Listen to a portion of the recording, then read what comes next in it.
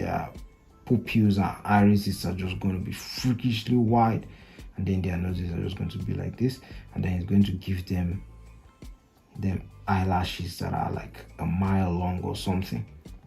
Like, but their eyes, in fact, this is quite small, and then it's going to give them very little mouth or something like that. The mouths he draws, they're actually quite detailed. So the mouths and the eyes are usually the central focus of like the women when he draws them, but with the men he draws everything detailed and very structured and very rigid.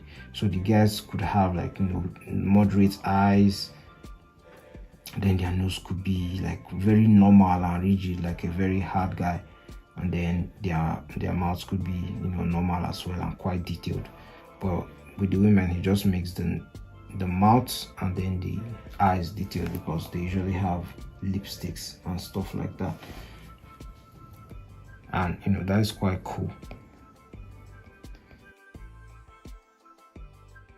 And with this angle of the nose that he drew here, it's quite realistic.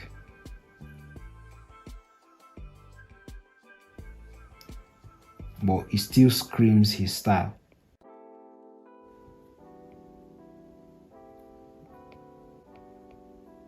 You can see he added that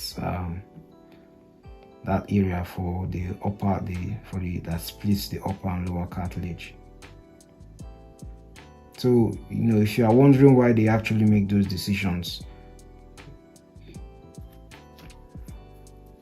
hopefully you're understanding why. On here, so the noses of his guys are, you know, they are quite realistic.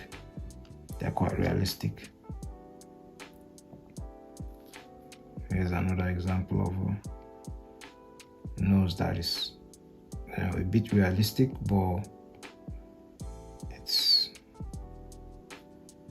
quite detailed as well.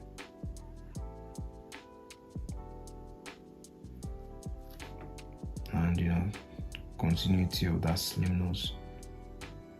And you can see how there's this gradation in like his jaw, like everything is so smooth. But if you don't know this breakdown of structures, you won't really notice like where to add those shapes and whatnot.